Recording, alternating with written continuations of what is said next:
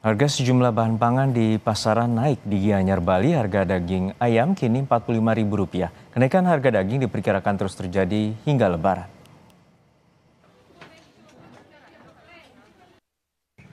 Harga kebutuhan seperti daging ayam hingga bumbu dapur, termasuk cabai hingga bawang merah, terus mengalami kenaikan di Ramadan ini.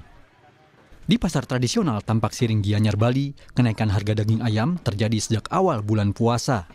Yang awalnya seharga Rp37.000 per kilogram, kini menjadi Rp45.000 per kilogramnya. Kenaikan harga terjadi akibat minimnya pasokan ayam dari pengepul maupun peternak. Lumayan mahal sih. Naik. Mulai masuk bulan puasa dia yang mahal. Berapa per kilonya naik? 45. 45? Ya, Dulunya berapa? biasanya 38, 35 dia.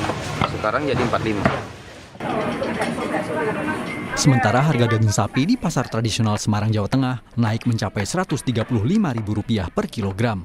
Harga ini diprediksi akan terus naik jelang Lebaran menjadi Rp145.000. Sementara itu, seorang pembeli bilang tetap membeli daging sapi meski harga naik. Bagi konsumen mahal. Ya. Terus dengan kondisi mahal kayak gini gimana, Mbak? Ya agak memprihatinkan. Berat, Mbak, ya? Ya, beli jadi agak mahal. Karena kan bulan puasa, jadi ya maklum gimana lagi gitu. Mbak, kalau Enggak kayak dulu ya, Bu. Menurut pedagang daging, kenaikan harga ini berdampak langsung pada penurunan jumlah pembeli. Untuk menutup kerugian akibat dagangan yang tidak habis terjual, pedagang pun mengolah sisa daging menjadi bakso agar tetap memiliki nilai jual dan tidak rugi lebih besar. Harga daging sapi sekarang yang sapi kering tuh ya paha itu 135, yang nomor 1, yang nomor 2 130, yang nomor 3 125, nomor 4 120. Itu daging yang kering ya Pak. Jadi kalau ada yang lebih murah itu dagingnya dari Boyolali yang basah. Tapi kenapa dagingnya daging kering itu harganya semua.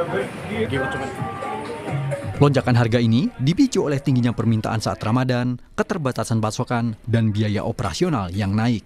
Tim Liputan, Kompas TV.